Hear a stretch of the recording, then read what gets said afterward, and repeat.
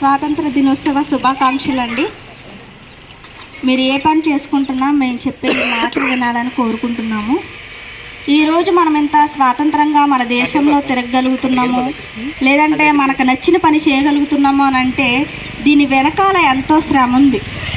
ఎంతోమంది యోధులు ఈ స్వాతంత్రం కోసం, మన భారతదేశ స్వాతంత్రం కోసం తన ప్రాణాలను అర్పించారు. కుటుంబాలని చనిపోయేలాగా, అంటే వాళ్ళంతట వాళ్ళుగా ఈ మన దేశానికి స్వాతంత్రం కావాలని ఎంతో పోరాటాలు చేశారు.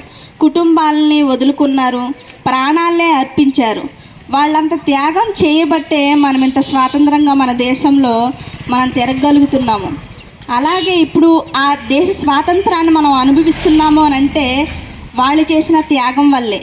అలా అది వృధాగా పోకూడదు. మన దేశానికి స్వాతంత్రం తేవడానికి ఎంత వాళ్ళు కష్టపడ్డారో ఆ కష్టానికి మనం కూడా మన వంతు మనము చేయాలి. మన దేశానికి ఏదో ఒకటి, మనం ఈ దేశంలో పుట్టినందుకు ఏదో ఒకటి చేయాలి.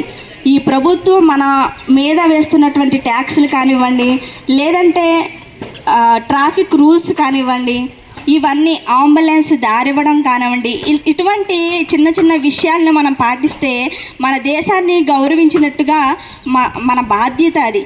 మన పితరులు ఈ స్వాతంత్రం కోసం వారు ప్రాణాలనే అర్పించారు. కానీ మనం కొన్ని నియమాలు కూడా పాటించకుండా ఈ దేశంలో బ్రతుకుతూ ఉన్నాం. అటువంటి పరిస్థితి ప్రతి ఒక్కరూ ఆలోచించాలి. ప్రతి ఒక్కటి కూడా, అంటే ట్రాఫిక్ రూల్స్ పాటించడం కానివ్వండి, లేదంటే అంబులెన్స్ వెళ్తుండగా మనం దారివ్వడం కానివ్వండి, ఒక ప్రాణాన్ని రక్షించిన వారం అవుతాం. ఇటువంటి చిన్న చిన్న విషయాలు కూడా మనం పాటించకపోతే మన దేశాన్ని మనం ఎలా గౌరవించినట్టు అవుతుంది? అలాగే మన మనిషి మనసును కూడా మనం నియంత్రించుకోవాల్సిన అవసరం మన అందరికీ ఉంది.